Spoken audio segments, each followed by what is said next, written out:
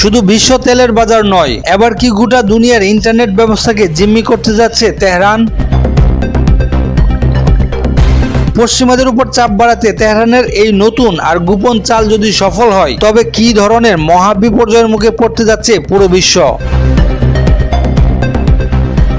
আসসালামু আলাইকুম, এখনকার সংবাদের বিশ্লেষণে আপনাকে স্বাগত। এতক্ষণ শুনছিলেন শিরোনাম, এখন বিস্তারিত।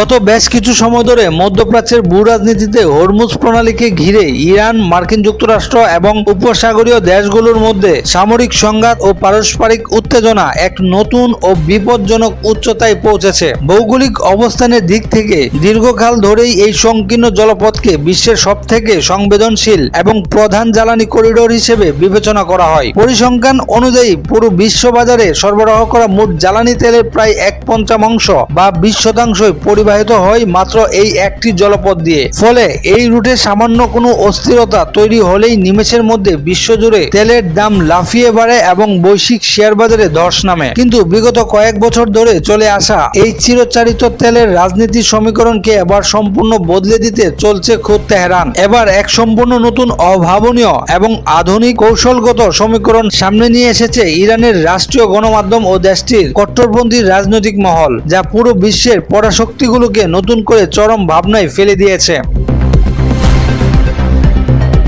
ইরানের অভ্যন্তরীণ রাজনৈতিক মহলে এখন হরমুজ প্রণালীকে শুধু অপরিশোধিত জ্বালানি তেল বা গ্যাস পরিবহনের সাধারণ পথ হিসেবে দেখা হচ্ছে না, বরং একে বৈশ্বিক ইন্টারনেট ও ডেটা যোগাযোগের একটি অত্যন্ত সংবেদনশীল, ঝুঁকিপূর্ণ এবং কৌশলগত রুট হিসেবে তুলে ধরা হচ্ছে। দেশটির নীতি নির্ধারকদের দাবি, পশ্চিমাদের উপর নতুন করে চাপ প্রয়োগের আসল এবং মোক্ষম চাবিকাঠি লুকিয়ে আছে হরমুজ প্রণালীর পানির নিচ দিয়ে যাওয়া আন্তর্জাতিক সাবমেরিন ডেটা কেবলসের মধ্যে। ইরানের কট্টরপন্থীদের এই নতুন ও আগ্রাসী কৌশলের মূল বিষয়গুলো বিশ্লেষণ করলে তিনটি বড় দিক সামনে আসে। প্রথমত, ডিজিটাল তদারকি ও রাডার সিস্টেম। হরমুজ প্রণালীর তলদেশ দিয়ে দূর প্রাচ্য থেকে শুরু করে এশিয়া ও ইউরোপকে সংযোগকারী যে আন্তর্জাতিক সাবমেরিন কেবলগুলো গেছে, সেগুলোর উপর ইরান সরাসরি গভীর সমুদ্রে নজরদারি বা গোয়েন্দা তদারকি প্রতিষ্ঠা করতে চায়। তেহরানের কট্টরপন্থীদের পরিকল্পনা হলো এই লাইনের ডেটা ট্রাফিকের উপর নজর রেখে পশ্চিমা দেশগুলোর তথ্য আদান প্রদানের উপর আধিপত্য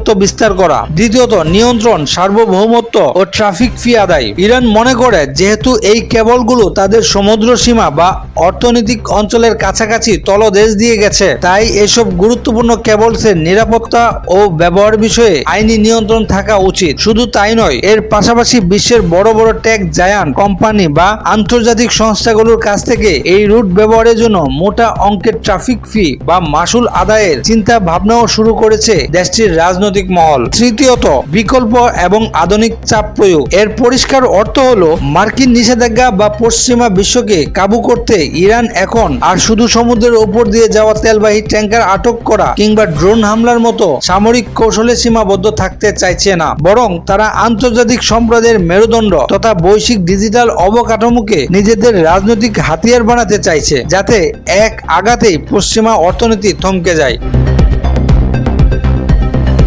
তেহরানের এই নতুন কৌশলগত ও ডিজিটাল ব্ল্যাকমেলের আলোচনার খবর আন্তর্জাতিক গণমাধ্যমে জানাজানি হওয়ার পর বিশ্বজুড়ে প্রযুক্তিবিদ, সাইবার নিরাপত্তা বিশেষজ্ঞ এবং সামরিক বিশ্লেষকদের মধ্যে তীব্র আতঙ্ক ও গভীর চাঞ্চল্য সৃষ্টি হয়েছে। আন্তর্জাতিক জনসাধারণের একটি বড় অংশ এই পরিকল্পনাকে ডিজিটাল জলদস্যুতা এবং গ্লোবাল সাইবার ব্ল্যাকমেল হিসেবে অভিহিত করেছেন। বিশ্বের সাধারণ ইন্টারনেট ব্যবহারকারী থেকে শুরু করে বড় বড় কর্পোরেট প্রতিষ্ঠানগুলো এখন চরম আশঙ্কা প্রকাশ করে বলছেন, যদি ইরান সত্যি কোনোভাবে এই সাবমেরিন কেবলগুলো সংযোগ বিচ্ছিন্ন করে দেয় কিংবা ডেটা প্রবাহে কৃত্রিম জ্যাম বা নিয়ন্ত্রণ তৈরি করতে পারে, তবে এশিয়া, মধ্যপ্রাচ্য এবং ইউরোপের মধ্যকার সামগ্রিক ইন্টারনেট যোগাযোগ ব্যবস্থা কয়েক সেকেন্ডের মধ্যেই সম্পূর্ণ ভেঙে পড়তে পারে। এতে থমকে যাবে বৈশ্বিক ব্যাংকিং খাত, অনলাইন বাণিজ্য এবং আন্তর্জাতিক যোগাযোগ। তবে এই আতঙ্কের বিপরীতে আন্তর্জাতিক সমুদ্র আইনের বিশ্লেষকদের একাংশ কিছুটা স্বস্তি প্রকাশ করে মনে করছেন, গভীর সমুদ্রের তলদেশের আন্তর্জাতিক কেবল নেটওয়ার্কের এভাবে হস্তক্ষেপ করা জাতিসংঘের বৈশ্বিক আইনের সম্পূর্ণ পরিপন্থী। ফলে ইরান চাইলেই কারিগরি ও আইনি জটিলতার কারণে রাতারাতি এমন পদক্ষেপ বাস্তবায়ন করতে পারবে না।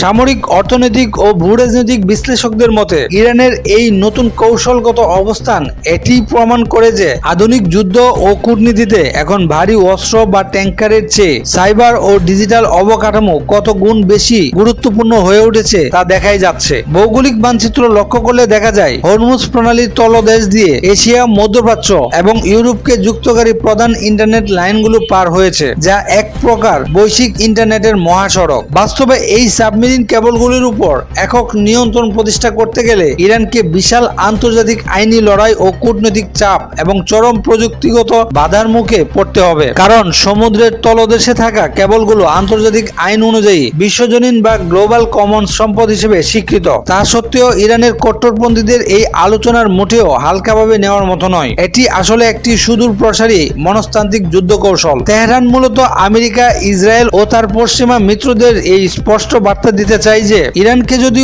অর্থনৈতিক বা সামরিকভাবে কোনো খুন টাসা করার চেষ্টা করা হয় তবে তারা কেবল তেলের বাজারে ধস নামিয়ে ক্ষান্ত হবে না, বরং এই ঝটকায় কোটি কোটি মানুষের ডিজিটাল জীবন, কৃত্রিম বুদ্ধিমত্তার ডেটা সেন্টার এবং বৈশ্বিক আর্থিক লেনদেন ব্যবস্থা স্থবির করে দেওয়ার পূর্ণ ক্ষমতা ও ভৌগোলিক সুবিধা তাদের হাতের মুঠোয় রয়েছে। ইরান কি সত্যিই পারবে হরমুজ প্রণালীর আন্তর্জাতিক ডেটা কেবলসের উপর নিজেদের নিয়ন্ত্রণ প্রতিষ্ঠা করতে, নাকি এই হুমকি কেবল পশ্চিমাদের উপর মনস্তান্ত্রিক চাপ সৃষ্টির একটি নতুন কৌশল? তা সময়ই নির্ধারণ করবে। আপনার দৃষ্টিতে এটি কতটা কার্যকর হতে পারে কমেন্টে জানাতে পারেন।